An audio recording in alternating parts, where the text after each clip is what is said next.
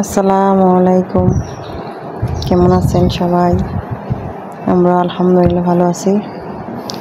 চলে আসলাম একটা চিংড়ি মাছের রেসিপি নিয়ে। দেশি চিংড়ি মাছ, এটা বোনা করব আমি, তো আমার সাথেই থাকুন। তো এই যে চিংড়ি মাছগুলো, এগুলো ধুয়ে পরিষ্কার করে নিতে হবে। আর পেঁয়াজ, টমেটো এগুলো কুটে নিব। আর আপুদেরকে কিছু কথা বলতেছি, যারা এরকম ঘরে আছেন গৃহিণী, যে ঘরের কাজকাম করার পর আর কোনো কাজ নাই, তো আপনারা আমার একটা কথা শুনতে পারেন। ইউটিউবে যদি আপনারা টাকা কামাইতে চান ঘরে বসে থেকে, তাহলে আমি লিংক দিয়ে রাখবো কমেন্ট বক্সে, আপনারা ওইখানে এড হতে পারেন। তো বাকি কথা আমি ওইখানেই বলবো। তো ওই যে চিংড়ি মাছগুলো ধুয়ে নিয়েছি।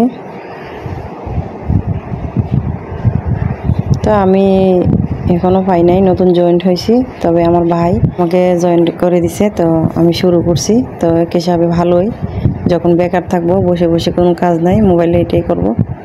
তো আপনারা আমাকে জানাতে পারেন আর অ্যাড হয়ে যেতে পারেন। কমেন্ট বক্সে দিয়ে রাখবো লিংকটা, ওইখানে আপনারা অ্যাড হয়ে যাবেন। তো চিংড়ি মাছগুলো এখন আমি ধুয়ে পরিষ্কার করে নিয়ে কড়াইতে তেল দিয়ে দিলাম।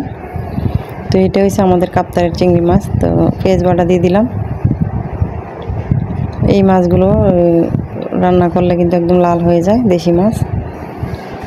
তো এখানে আমি পেঁয়াজ বাটা দিয়ে দিলাম, আর বাকি যা যা লাগতেছে দিয়ে দিব। টমেটো দিয়ে দিলাম। টমেটোগুলো আমি ফ্রিজে রেখে দিয়েছিলাম কেটে। আর লবণ স্বাদ মতন।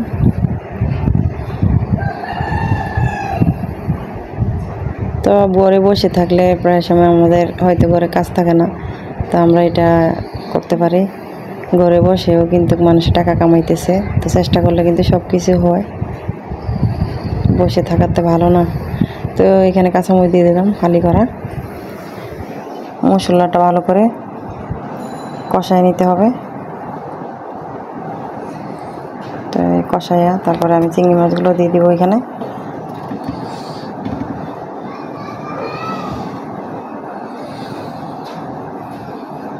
রসুন বাটা দিয়ে দিলাম। একটা লাইক দিয়ে দিবেন ভিডিওটা দেখে ভালো লাগলে। অনেক আপুরা লাইক দেন, আমার ভিডিও ঠিক করে দেখতেছেন না, প্লিজ এরকম করবেন না। আমি কিন্তু লাইক দিয়ে আপনাদের ভিডিও দেখে দিই।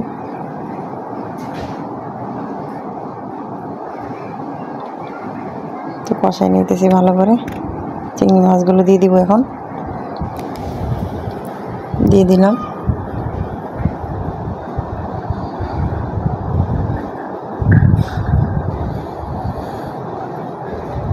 দেখবেন কিছুক্ষণের ভিতরে মাছগুলো কিন্তু লাল হয়ে যাবে।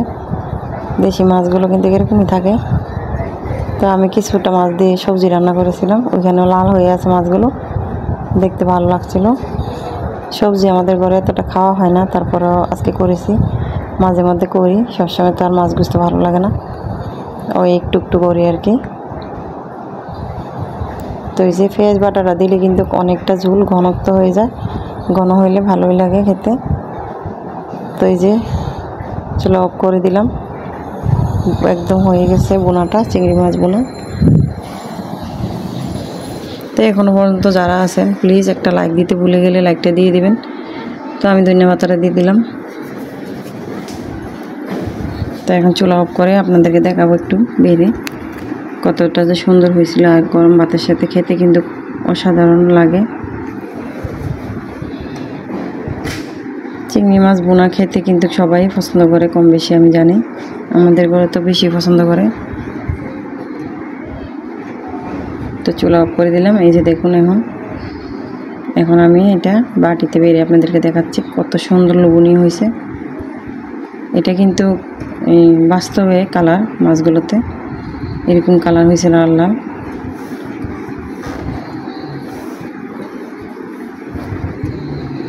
তো এই যে সবগুলো নিয়ে নিচ্ছি।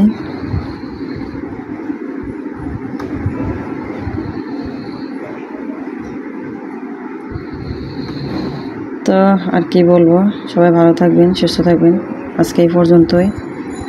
একজন একজনকে সাপোর্ট করবেন, ইনশাল্লাহ আমিও করব। তো সবাই ভালো থাকবেন, আল্লাহ হাফেজ।